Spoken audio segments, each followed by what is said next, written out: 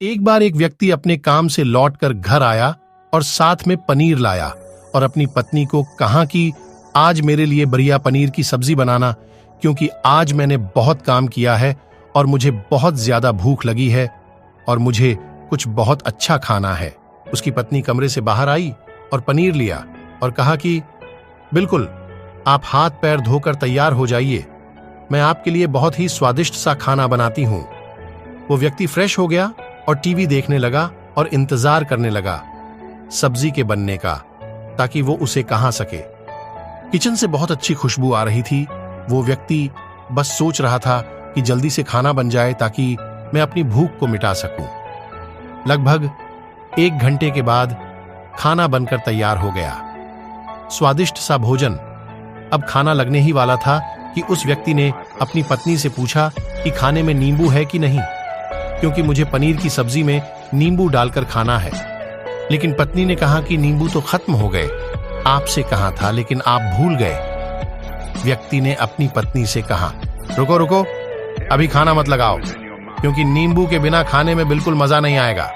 तो मैं अभी गया और अभी नींबू लेकर आया। वो व्यक्ति वापस से कपड़े पहनकर तैयार हुआ और नींबू की पास वाली दुकान पर गया। जब वहां पर देखा तो नींबू नहीं थे। उसका दिमाग क्रोध से भर गया। उसने सोचा कि यार, उसके पास नींबू नहीं है, चलो थोड़ी आगे वाली दुकान पर जाता हूं, शायद वहां नींबू मिल जाएगा।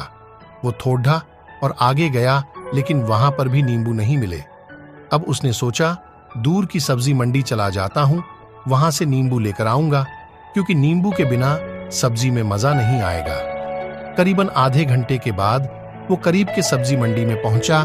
वहां पर उसे नींबू मिल गया और वो बहुत खुश हुआ कि चलो नींबू मिल गया और अब मैं घर में जाऊं और सब्जी में नींबू डालकर अच्छे से सब्जी खाऊंगा। अब वह खुशी खुशी नींबू लेकर घर आया और अपनी पत्नी से कहा कि जल्दी से सब्जी गरम कर दो, रोटी गरम कर दो और नींबू काट, ताकि मैं अच्छे से खाना खा सकूं। अब थाली लगाई गई, सब्जी परोसी गई और नींबू रखी गई। उसकी पत्नी सामने ही बैठी थी और वो व्यक्ति थोड़ी देर के लिए कुछ सोच में पड़ गया। उसके बाद उसने नींबू की प्लेट उठाई और दरवाजे से बाहर की ओर फेंक दी और जोर जोर से चिल्लाने लगा, मैं जीत गया, मैं जीत गया। पत्नी ये देखकर घबरा गई कि कहीं ये पागल तो नहीं हो गए, इन्होंने सारे के सारे नींबू दरवाजे से बाहर की ओर क्यों फेंक दिया। उस पत्नी ने उस व्यक्ति पर चिल्लाया और कहा कि आप पागल हो गए हैं, अभी तो इतनी देर तक नींबू के बारे में पूछ रहे थे और अभी जब नींबू घर पर ले आए और खाने बैठ गए तो आपने इन नींबुओं को दरवाजे से बाहर फेंक दिया और अब चिल्ला रहे हो कि मैं जीत गया, मैं जीत गया। पत्नी पूछी, आप किस चीज में जीत गए, हुआ क्या? अब व्यक्ति खुशी खुशी बैठ गया और अपनी पत्नी से कहा, आप भी बैठो, इत्मीनान रखो, बताता हूं कि क्या हुआ। आज सुबह से ही मेरी जीत मुझे अपने बस में करने की कोशिश कर रही थी। जब मैंने बहुत काम कर लिया तब मुझे बहुत तेज भूख लगी। जब मैं घर पर आया तो तुमने बहुत ही स्वादिष्ट सब्जी बनाई। उसकी खुशबू मेरी नाक में गई। फिर मेरी जीभ ने कहा कि इसे अब नींबू चाहिए। मैं पास वाली दुकान पर गया, लेकिन वहां नींबू नहीं मिले। थोड़ी और दूर गया, वहां पर भी नहीं मिले।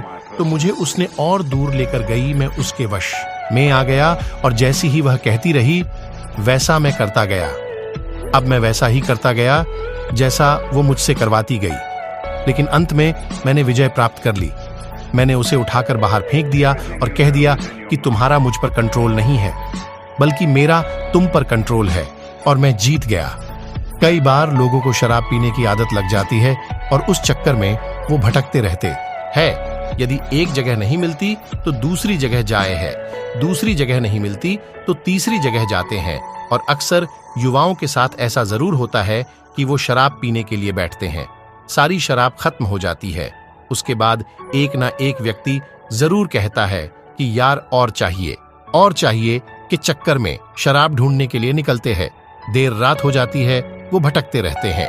एक जगह नहीं मिलती तो दूसरी जगह जाते हैं, दूसरी जगह नहीं मिलती तो तीसरी जगह जाते हैं और अपने समय, पैसे और अपने आप को बर्बाद करते रहते हैं।